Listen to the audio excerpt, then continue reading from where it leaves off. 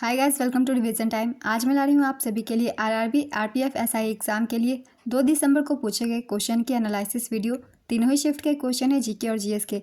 तो चलिए स्टार्ट करते हैं आज की वीडियो। मगर स्टार्ट करने से पहले अगर आप चैनल पर पहली बार आए हैं तो चैनल को सब्सक्राइब कर लें और साथ ही इस वीडियो को लाइक भी ज़रूर कर दें। इस तरीके की वीडियो आपको आने वाले एग्जाम के लिए भी मिलते रहेंगे। तो चलिए शुरू करते हैं आज के सारे क्वेश्चन। क्वेश्चन नंबर 1, हॉर्नबिल महोत्सव किस महीने में मनाया जाता है? इसका आंसर है दिसंबर। हॉर्नबिल महोत्सव हर साल 1 से 10 दिसंबर के बीच नागालैंड में मनाया जाता है। इसे त्योहारों का त्यौहार भी कहा जाता है। यह त्यौहार नागा जनजाति की समृद्ध संस्कृति को दर्शाता है और नागा लोगों को अपनी पारंपरिक कलाओं को प्रदर्शित करने का मौका देता है। इस त्यौहार में नागालैंड की सभी जनजातियां हिस्सा लेती है। इस त्यौहार का नाम हॉर्नबिल पक्षी के नाम पर रखा गया है। यह त्यौहार नागालैंड सरकार आयोजित करती है। पहला हॉर्नबिल महोत्सव साल 2000 में मनाया गया था। नागालैंड की अंगामी जनजाति भी फरवरी में सेक्रेनी महोत्सव मनाती है। यह अंगामी जनजाति का सबसे बड़ा त्यौहार है। यह दावत और गायन के साथ शुद्धिकरण का उत्सव है। नेक्स्ट क्वेश्चन, सीएजी किस अनुच्छेद से संबंधित है? इसका आंसर है अनुच्छेद 148 से 151। भारत का संविधान भाग 5 के तहत अध्याय 5 में भारत के नियंत्रक और महालेखा परीक्षक के एक स्वतंत्र पद का प्रावधान करता है। सीएजी का उल्लेख संविधान में अनुच्छेद 148 से 151 के तहत किया गया है। अनुच्छेद 148 भारत के नियंत्रक महालेखा परीक्षक की नियुक्ति से संबंधित है। अनुच्छेद 149 भारत के नियंत्रक महालेखा परीक्षक के कर्तव्य और शक्तियों से संबंधित है। अनुच्छेद 150 संघ के और राज्यों के लेखाओं का प्रारूप से संबंधित है। अनुच्छेद 151 लेखा परीक्षा प्रतिवेदन से संबंधित है। अनुच्छेद 279 शुद्ध आय की गणना सीएजी द्वारा प्रमाणित की जाती है, जिसका प्रमाण पत्र अंतिम माना जाता है। भारत के पहले नियंत्रक एवं महालेखा परीक्षक सर एडवर्ड ड्रमोंड थे। साल 1860 में इस पद पर नियुक्त हुए थे। स्वतंत्रता के बाद भारत के पहले नियंत्रक एवं महालेखा परीक्षक वी नरहरि राव थे। इनकी कार्यकाल 1948 से 1954 तक की थी। 7 अगस्त 2020 से नवंबर 2024 तक गिरीश चंद्र मुर्मू भारत के नियंत्रक एवं महालेखा परीक्षक थे। वे भारत के 14वें सीएजी थे। नवंबर 2024 में भारत के नए एवं 15वें नियंत्रक एवं महालेखा परीक्षक के रूप में के संजय मूर्ति को नियुक्त किया गया है। नेक्स्ट क्वेश्चन, भाषा से संबंधित अनुच्छेद कौन सा है? इसका आंसर है अनुच्छेद 343 से 351। भारतीय संविधान के भाग 17 में अनुच्छेद 343 से 351 तक भाषा के जुड़े प्रावधान है। अनुच्छेद 343(1) के तहत हिंदी को देवनागरी लिपि में संघ की राजभाषा घोषित किया गया है। अनुच्छेद 345 के मुताबिक किसी राज्य का विधानमंडल किसी एक या ज़्यादा भाषाओं को या हिंदी को उस राज्य के शासकीय कामों के लिए अपना सकता है। अनुच्छेद 351 के मुताबिक केंद्र को हिंदी के प्रसार को बढ़ावा देना चाहिए और उसे अभिव्यक्ति का माध्यम बनाना चाहिए।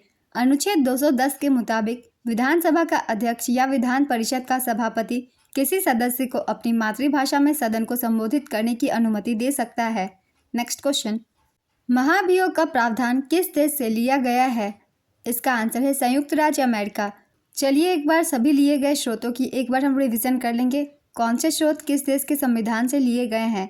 आयरलैंड के संविधान से लिए गए हैं राज्य के नीति निर्देशक सिद्धांत, राज्यसभा सदस्यों का नामांकन और राष्ट्रपति के चुनाव की प्रक्रिया।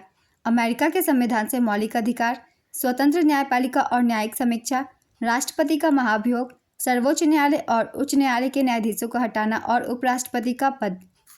फ्रांस के संविधान से लिए गए स्रोत हैं गणतंत्र, प्रस्तावना में स्वतंत्रता, समानता और बंधुत्व के आदर्श। ब्रिटेन यूके के संविधान से लिए गए हैं संसदीय सरकार, कानून का शासन, विधायी प्रक्रिया, एकल नागरिकता, कैबिनेट प्रणाली, विशेषाधिकार रिट, संसदीय विशेषाधिकार, द्विसदनीय प्रणाली।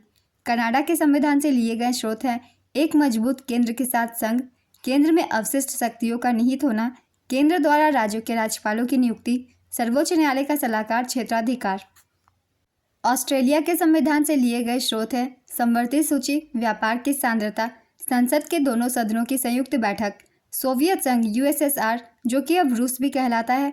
इस देश से लिए गए संविधान के स्रोत हैं मौलिक कर्तव्य, प्रस्तावना में न्याय आदर्श, सामाजिक, आर्थिक और राजनीतिक। जर्मनी का वीमर संविधान से लिए गए स्रोत है आपातकाल के दौरान मौलिक अधिकारों का निलंबन। दक्षिण अफ्रीकी संविधान से लिए गए स्रोत है संविधान में संशोधन की प्रक्रिया, राज्यसभा के सदस्यों का चुनाव। जापान के संविधान से लिए गए स्रोत है कानून द्वारा स्थापित प्रक्रिया की अवधारणा। ये सभी स्रोतें ली गई है विदेशी संविधानों से। इन सभी को आप सब याद रखिएगा क्योंकि किसी भी स्रोत से क्वेश्चन पूछ लिए जाते हैं। नेक्स्ट क्वेश्चन, चींटी के डंक में कौन सा एसिड होता है? इसका आंसर है फॉर्मिक एसिड। फॉर्मिक अम्ल एक कार्बनिक यौगिक है। यह लाल चींटियों, शहद की मक्खियों, बिच्छू तथा बर्रों के डंकों में पाया जाता है। फॉर्मिक अम्ल का रासायनिक सूत्र HCOOH है। यह एक सरल कार्बोक्सिलिक अम्ल है। फॉर्मिक अम्ल का इस्तेमाल कपड़ा और चमड़े के प्रसंस्करण में किया जाता है। नेक्स्ट क्वेश्चन, न्यूनतम घनत्व वाला केंद्र शासित प्रदेश कौन सा है? इसका आंसर है अंडमान और निकोबार। 2011 की जनगणना के अनुसार भारत का जनसंख्या घनत्व 382 व्यक्ति प्रति वर्ग किलोमीटर है। 2011 की जनगणना के अनुसार न्यूनतम जनसंख्या घनत्व वाला केंद्र शासित प्रदेश अंडमान निकोबार द्वीप समूह है। यहाँ की जनसंख्या घनत्व 46 व्यक्ति प्रति वर्ग किलोमीटर है। जनसंख्या घनत्व 2011 से सारे डाटा को मैं एक बार लिख देती हूँ, आप सब रिवीजन कर लीजिएगा। जनसंख्या घनत्व से इससे क्वेश्चन आपके बाहर नहीं जाएंगे, इन सभी डाटा से ही क्वेश्चन पूछे जाते हैं। 2011 की जनगणना के अनुसार सर्वाधिक जनसंख्या घनत्व वाला केंद्र शासित प्रदेश दिल्ली है। यहाँ की जनसंख्या घनत्व 11,320 व्यक्ति प्रति वर्ग किलोमीटर है। दिल्ली के बाद चंडीगढ़ है, इसकी घनत्व 9,258 व्यक्ति प्रति वर्ग किलोमीटर है। और तीसरे स्थान पर है पुदुचेरी, यहाँ 2,547 व्यक्ति प्रति वर्ग किलोमीटर है। 2011 की जनगणना के अनुसार न्यूनतम जनसंख्या घनत्व वाला राज्य अरुणाचल प्रदेश है। यहाँ का जनसंख्या घनत्व 17 व्यक्ति प्रति वर्ग किलोमीटर है। न्यूनतम जनसंख्या घनत्व वाला दूसरा राज्य मिजोरम है। यहाँ 52 व्यक्ति प्रति वर्ग किलोमीटर है। न्यूनतम जनसंख्या घनत्व वाला तीसरा राज्य सिक्किम है। यहाँ 86 व्यक्ति प्रति वर्ग किलोमीटर है। 2011 की जनगणना के अनुसार सर्वाधिक जनसंख्या घनत्व वाला राज्य बिहार है। यहाँ 1106 व्यक्ति प्रति वर्ग किलोमीटर है। दूसरे स्थान पर पश्चिम बंगाल है, 1028 व्यक्ति प्रति वर्ग किलोमीटर। और तीसरे स्थान पर है केरल, यहाँ 860 व्यक्ति प्रति वर्ग किलोमीटर निवास करते हैं। जनसंख्या घनत्व का तात्पर्य प्रति वर्ग किलोमीटर में निर्वासित औसत जनसंख्या से है। तो ये सारे डाटा थे जनसंख्या घनत्व से रिलेटेड। इन सभी को आप सब याद रखिएगा क्योंकि घनत्व से हमेशा क्वेश्चन पूछे ही जाते हैं। नेक्स्ट क्वेश्चन, सबसे पुराना संगीत घराना कौन सा है? इसका आंसर है ग्वालियर घराना। भारतीय शास्त्रीय संगीत का सबसे पुराना घराना ग्वालियर घराना है। इसकी स्थापना 16वीं शताब्दी के पूर्वार्ध में हुई थी। ग्वालियर घराने के संस्थापक कलाकार में नाथन पीर बख्श, हस्सू खान, हदू खान, नाथू खान आदि के नाम लिए जाते हैं। ग्वालियर घराने के पहले और सबसे प्रसिद्ध गायकों में एक मियां तानसेन थे। आधुनिक समय में विष्णु दिगंबर पलुस्कर, ओंकारनाथ ठाकुर, वीना सहस्त्रबुद्धे आदि इस घराने के महान गायकों में गिने जाते हैं। नेक्स्ट क्वेश्चन, भारत में अक्टूबर से दिसंबर के महीने में कौन सा मानसून होता है? इसका आंसर है लौटता हुआ मानसून। धब्बेदार हिरन कहाँ पाई जाती है? इसका आंसर है संयुक्त राज्य अमेरिका में। धब्बेदार हिरन दक्षिण पूर्व संयुक्त राज्य अमेरिका के तटीय क्षेत्रों में पाई जाती है। जनसंख्या के अनुसार 30 करोड़ से ऊपर आबादी वाले राज्य कौन से हैं? इसका आंसर है उत्तर प्रदेश और महाराष्ट्र। नेक्स्ट क्वेश्चन, सीमा सुरक्षा बल की पहली महिला स्नाइपर कौन है? इसका आंसर है सुमन कुमारी। पाकिस्तान के राष्ट्रपति कौन है? इसका आंसर है आसिफ अली जरदारी। ये पाकिस्तान के 14वें राष्ट्रपति हैं। मनु भाकर ने ओलंपिक में किस खिलाड़ी को हराकर पदक जीता था? इसका आंसर है वोनहो ली और जिन येओ, ये दक्षिण कोरिया से हैं। मनु भाकर ने निशानेबाजी में 2 कांस्य पदक, एक सरबजोत सिंह के साथ मिक्स डबल में जीते थे। नेक्स्ट क्वेश्चन, पुस्तक द व्हाइट टाइगर के लेखक कौन है? इसका आंसर है अरविंद अडिगा।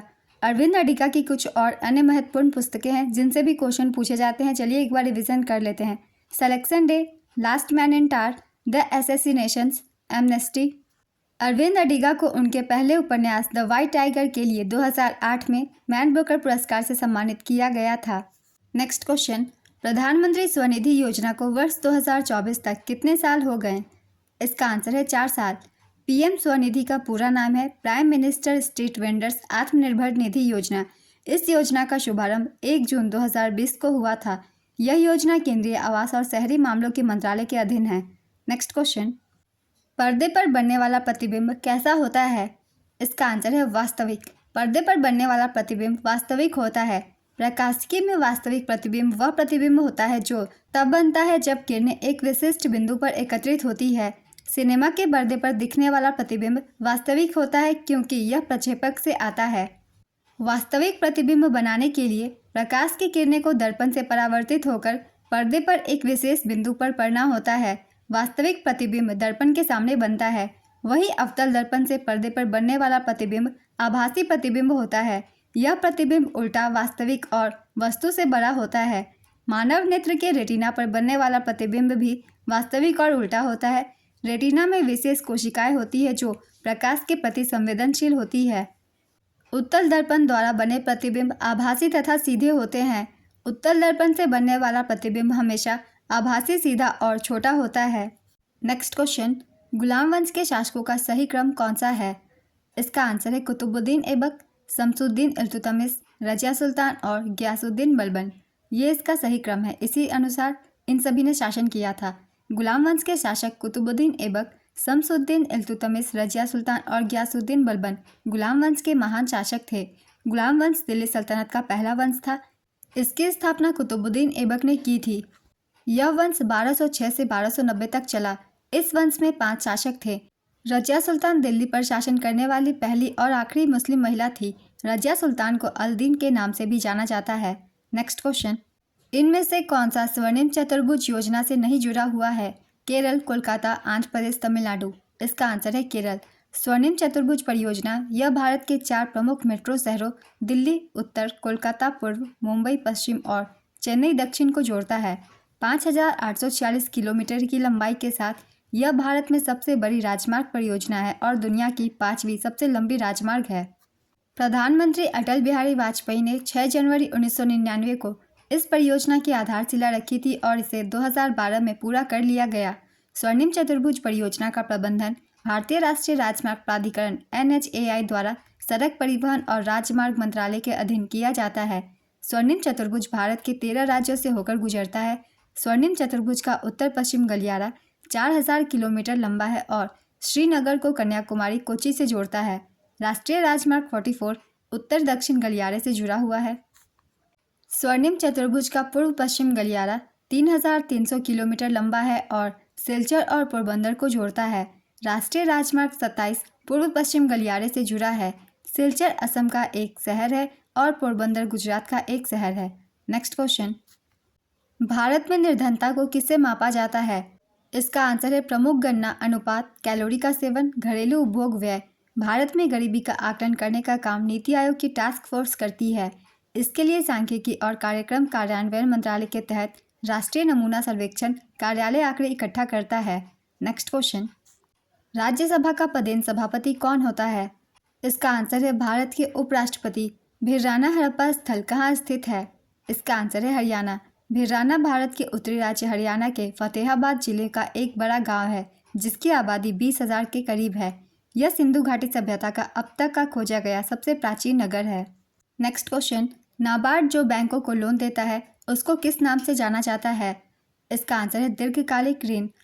नाबार्ड अनुमोदित वित्तीय संस्थाओं को कृषि और अनुषंगी गतिविधियों और कृषितर क्षेत्र आदि की निवेश गतिविधियों के लिए पर्याप्त ऋण उपलब्ध कराने के लिए उनके अपने संसाधनों की अनुपूर्ति हेतु नाबार्ड अधिनियम 1981 की धारा 25(1) क के अंतर्गत दीर्घावधि पुनर्वित्त उपलब्ध कराता रहा है। नेक्स्ट क्वेश्चन, अल्पसंख्यक शिक्षा धर्म का प्रचार प्रसार किस अनुच्छेद के तहत कर सकते हैं? इसका आंसर है अनुच्छेद 30(a) के तहत। भारतीय संविधान के अनुच्छेद 30(1) के तहत भाषाई और धार्मिक अल्पसंख्यक को अपनी पसंद के शैक्षणिक संस्थान स्थापित करने और उनका प्रशासन करने का अधिकार है। नेक्स्ट क्वेश्चन, भारत में सर्वाधिक तिल किस क्षेत्र में होते हैं? इसका आंसर है मध्य प्रदेश। मध्य प्रदेश में तिल का सबसे ज़्यादा उत्पादन होता है। मध्य प्रदेश में तिल की खेती रबी और खरीफ दोनों मौसम में होती है। मध्य प्रदेश में तिल की फसल के लिए 20 से 25 डिग्री सेल्सियस तापमान, 50 से 100 सेंटीमीटर बारिश और हल्की दोमट मिट्टी की ज़रूरत होती है। नेक्स्ट क्वेश्चन, आनुवांशिकी की खोज सबसे पहले किसने की थी? इसका आंसर है ग्रेगर मेंडल। गति का द्वितीय नियम कौन सा है? इसका आंसर है किसी पिंड के संवेग परिवर्तन की दर आरोपित बल के समानुपाती होती है तथा बल की दिशा में कार्यान्वित होती है। नेक्स्ट क्वेश्चन, भारत के पहले स्वास्थ्य मंत्री कौन थे? इसका आंसर है राजकुमारी अमृत कौर। स्वतंत्र भारत की पहली स्वास्थ्य मंत्री राजकुमारी अमृत कौर थी। वे जवाहरलाल नेहरू की पहली सरकार में स्वास्थ्य मंत्री बनी थी और उन्होंने 10 सालों तक इस पद पर सेवा की। नेक्स्ट क्वेश्चन, भारतीय संविधान में संप्रभुता का उल्लेख किस में है? इसका आंसर है प्रस्तावना में। नेक्स्ट क्वेश्चन, नवपाषाण काल का कुब्गल कहाँ स्थित है? इसका आंसर है कर्नाटक। कुब्गल कर्नाटक के बेल्लारी शहर से 100 किलोमीटर उत्तर पूर्व में स्थित संगनकल्लू कुब्गल साइट परिसर का हिस्सा है। यह साइट परिसर मध्यपाषाण, नवपाषाण और महापाषाण काल के इलाकों का समूह है। इस साइट परिसर से पाषाणकालीन कलाकृतियाँ मिली है। नेक्स्ट क्वेश्चन, ज्योति तीव्रता का मात्रक क्या है? इसका आंसर है कैंडला। सोलुंग त्यौहार किस राज्य में मनाया जाता है? इसका आंसर है अरुणाचल प्रदेश। यह त्यौहार अरुणाचल प्रदेश की आदि जनजातियां मनाती है। यह त्यौहार हर साल 1 सितंबर को मनाया जाता है। यह त्यौहार बीज बोने के बाद मनाया जाता है। इस त्यौहार में समृद्धि और अच्छी फसल की कामना की जाती है। इस त्यौहार में आदिवासी लोग मांस और अपोंग चावल का बियर का व्यापार करते हैं। इस त्यौहार का मुख्य आकर्षण पोनुंग नृत्य है। नेक्स्ट क्वेश्चन, नामेरी राष्ट्रीय उद्यान किस राज्य में स्थित है? इसका आंसर है असम। नामेरी राष्ट्रीय उद्यान असम राज्य के सोनितपुर जिले में है। यह पूर्वी हिमालय की तलहटी में स्थित और तेजपुर शहर से करीब 35 किलोमीटर दूर है। यह असम का दूसरा टाइगर रिजर्व है। जिया भराली नदी नामेरी राष्ट्रीय उद्यान की जीवन रेखा है। यह असम के 7 राष्ट्रीय उद्यानों में से एक है। बाकी राष्ट्रीय उद्यान है काजीरंगा, मानस, ओरांग, डिब्रू सखोवा, दिहिंग पटकाई और रायमोना। काजीरंगा और मानस राष्ट्रीय उद्यान यूनेस्को वर्ल्ड हेरिटेज साइट है। नेक्स्ट क्वेश्चन, भारत की 84वीं ग्रैंड मास्टर शतरंज खिलाड़ी आर वैशाली रमेश बाबू किस राज्य से संबंधित है? इसका आंसर है तमिलनाडु। नेक्स्ट क्वेश्चन, संसदीय समिति का अध्यक्ष कौन होता है? इसका आंसर है समिति के सदस्यों में से कोई। संसदीय समिति के अध्यक्ष सदन द्वारा नियुक्त या निर्वाचित किए जाते हैं या फिर लोकसभा अध्यक्ष या सभापति द्वारा नामित किए जाते हैं। नेक्स्ट क्वेश्चन, पोषण 2.0 योजना कब लॉन्च हुई? इसका आंसर है 8 मार्च 2018। पोषण अभियान, जिसे राष्ट्रीय पोषण मिशन के रूप में भी जाना जाता है, को 2018 में शुरू किया गया था ताकि 6 साल तक के बच्चों, किशोरियों, गर्भवती महिलाओं के पोषण की स्थिति को सुधारा जा सके। नेक्स्ट क्वेश्चन, मुद्रास्फीति को कम करने पर रेपो दर पर क्या प्रभाव पड़ेगा? इसका आंसर है वृद्धि होगी। मुद्रास्फीति को कम करने के लिए केंद्रीय बैंक रेपो दर को बढ़ाता है। रेपो दर और मुद्रास्फीति के बीच व्युत्क्रमानुपाती संबंध होता है, यानी जब एक बढ़ता है तो दूसरा घटता है। रेपो दर को बढ़ाने से मुद्रास्फीति को कम करने में मदद मिलती है। नेक्स्ट क्वेश्चन, सेरीकल्चर किससे संबंधित है? इसका आंसर है रेशम कीट पालन से। रेशम कीट का वैज्ञानिक नाम बॉम्बिक्स मोरी है। नेक्स्ट क्वेश्चन, 8वीं पंचवर्षीय योजना के दौरान प्रधानमंत्री कौन थे? इसका आंसर है पीवी नरसिम्हा राव। 8वीं पंचवर्षीय योजना की समयावधि 1992 से 1997 तक की थी। नेक्स्ट क्वेश्चन, दीवान-ए-अमीर कोही के पद को किसने शुरू किया था? इसका आंसर है मोहम्मद बिन तुगलक। गयासुद्दीन तुगलक की मृत्यु के बाद उसका पुत्र जूना खान मोहम्मद बिन तुगलक के नाम से दिल्ली की गद्दी पर बैठा। मोहम्मद बिन तुगलक दिल्ली के 18वें सुल्तान थे और उन्होंने 1325 से 1351 तक शासन किया था। मोहम्मद बिन तुगलक को कई नामों से जाना जाता था, जैसे कि द एक्सेंट्रिक प्रिंस और द मैड सुल्तान। सिक्के संबंधी विविध प्रयोगों के कारण ही एडवर्ड टॉमस ने मोहम्मद बिन तुगलक को धनवानों का राजकुमार कहा है। मोहम्मद बिन तुगलक ने दोकानी नामक सिक्के का प्रचलन करवाया था। मोहम्मद बिन तुगलक की मृत्यु पर इतिहासकार बदायूनी ने कहा कि सुल्तान को उसकी प्रजा से और प्रजा को अपने सुल्तान से मुक्ति मिल गई। गयासुद्दीन तुगलक तुगलक वंश का संस्थापक था। उसे गाजी मलिक के नाम से भी जाना जाता था। वह दिल्ली का पहला सुल्तान था जिसने गाजी या काफिरों के कातिल का खिताब लिया था। तुगलक राजवंश को कुराना तुर्कों के राजवंश के रूप में भी जाना जाता था। इन सभी सुल्तानों द्वारा कुछ विभागों की स्थापना की गई थी और इन विभिन्न विभागों के अलग अलग नाम थे जिसके तहत इसकी स्थापना की गई थी। चलिए एक बार रिवीजन कर लेंगे क्योंकि इन विभागों से क्वेश्चन पूछे जाते हैं हर एग्जाम में। जैसे कि दीवाने बंदगान, ये एक गुलामों का विभाग था। इसे फिरोज शाह तुगलक द्वारा शुरू किया गया था। दीवाने मुस्त खराज, ये बकाया विभाग था। इसकी स्थापना अलाउद्दीन खिलजी ने की थी। दीवाने वजरत राजस्व और वित्त विभाग थी। इसकी शुरुआत मुगल साम्राज्य द्वारा की गई थी। दीवाने कुजा, ये एक न्याय विभाग थी। मुगल साम्राज्य द्वारा इसकी शुरुआत की गई थी। दीवाने अर्ज, ये एक सेना विभाग थी। इसकी शुरुआत बलबन ने की थी। दिल्ली सल्तनत के ये कुछ इंपॉर्टेंट पॉइंट्स थे जिसे मैंने लिख दिया है, आप सभी से अच्छे से पढ़ लीजिएगा। नेक्स्ट क्वेश्चन, दिल्ली सल्तनत का पहला शासक कौन था? इसका आंसर है कुतुबुद्दीन ऐबक। दिल्ली सल्तनत का पहला शासक कुतुबुद्दीन ऐबक था। ऐबक ने 1206 ईस्वी में दिल्ली सल्तनत की स्थापना की थी। ऐबक मोहम्मद गोरी के गुलाम और उसकी सेना के सेनापति थे। ऐबक का शासनकाल 25 जून 1206 से 1 दिसंबर 1210 तक था। Next question, the inheritance of loss पुस्तक की लेखिका कौन है? इसका आंसर है किरण देसाई। इस पुस्तक के लिए किरण देसाई ने 2006 में बुकर पुरस्कार प्राप्त किया था। किरण देसाई की पहली नोवेल का नाम है hullabaloo in the guava orchard. Next question, Sampriti अभ्यास भारत और किस देश के साथ संयुक्त सैन्य अभ्यास है? इसका आंसर है बांग्लादेश। इस अभ्यास की शुरुआत 2009 में हुई थी। Next question, Jaipur Lucknow express train का उद्घाटन कब हुआ था? इसका आंसर है 4 फरवरी 2014। जयपुर लखनऊ एक्सप्रेस ट्रेन का उद्घाटन 4 फरवरी 2014 को हुआ था। यह जयपुर लखनऊ कॉरिडोर पर 13वीं ट्रेन थी और भारत की 2 राज्यों की राजधानियों के बीच पहली सीधी ट्रेन थी। नेक्स्ट क्वेश्चन, नवभारत साक्षरता कार्यक्रम में लक्षित आयु समूह क्या है? इसका आंसर है 15 वर्ष और उससे अधिक। नवभारत साक्षरता कार्यक्रम के तहत 15 साल और उससे ज़्यादा उम्र के गैर साक्षर लोगों को लक्षित किया गया है। इस कार्यक्रम का मकसद देश के सभी राज्यों और केंद्र शासित प्रदेशों में इन लोगों को साक्षर बनाना है। नेक्स्ट क्वेश्चन, अनुच्छेद 239 किससे संबंधित है? इसका आंसर है राष्ट्रपति द्वारा केंद्र शासित प्रदेशों का प्रशासन से। 2011 की जनगणना के अनुसार कौन सा जिला भारत का सबसे अधिक साक्षर जिला है? इसका आंसर है सिरछिप। मिजोरम का सिरछिप भारत का सबसे अधिक साक्षर जिला है। मध्य प्रदेश का अलीराजपुर भारत का सबसे कम साक्षर वाला जिला है। जनगणना 2011 की वीडियो मैंने डाल रखी है। अगर आप रिवीजन करना चाहते हैं तो जाकर उस वीडियो को देख सकते हैं मेरे चैनल पे। नेक्स्ट क्वेश्चन, भारत और बांग्लादेश के बीच T20 सीरीज में इंडिया टीम के कप्तान कौन रहे? इसका आंसर है सूर्य कुमार यादव। कौन सा वाद्य यंत्र शास्त्रीय संगीत में शामिल नहीं है? इसका आंसर है घटम। कोई व्यक्ति भारत में रह रहा है तो उसे कितने वर्ष बाद भारत की नागरिकता मिल जाएगी? इसका आंसर है 12 वर्षों के बाद। भारत की नागरिकता पाने के लिए किसी व्यक्ति को कम से कम 12 साल तक भारत में रहना होता है। इसके अलावा किसी व्यक्ति को भारत की नागरिकता पाने की ये शर्तें पूरी करनी होती है। आवेदन करने से पहले व्यक्ति को भारत में कम से कम 11 साल रहना होता है। आवेदन करने से पहले व्यक्ति को केंद्र सरकार में नौकरी करनी होती है। व्यक्ति को किसी भी पिछली राष्ट्रीयता को त्यागना होता है। नेक्स्ट क्वेश्चन, साधारण ब्रह्म समाज की स्थापना कब हुई थी? इसका आंसर है वर्ष 1878 में। साधारण ब्रह्म समाज क्रमशः 1866 और 1878 में ब्रह्म समाज के विद्वानों के मतभेद के परिणाम स्वरूप गठित ब्रह्मवाद का एक विभाजन है। 15 मई 1878 को कलकत्ता के टाउन हॉल में आयोजित एक सार्वजनिक ब्रह्म बैठक में साधारण ब्रह्म समाज का गठन किया गया था। अपनी नींव के समय साधारण ब्रह्म समाज का नेतृत्व आनंद मोहन बोस, शिवनाथ शास्त्री और उमेश चंद्र दत्ता ने किया था। नेक्स्ट क्वेश्चन, टप्पा लोक संगीत का संबंध किस राज्य से है? इसका आंसर है पंजाब। विजयनगर साम्राज्य का संघर्ष किस राज्य से था? इसका आंसर है बहमनी साम्राज्य।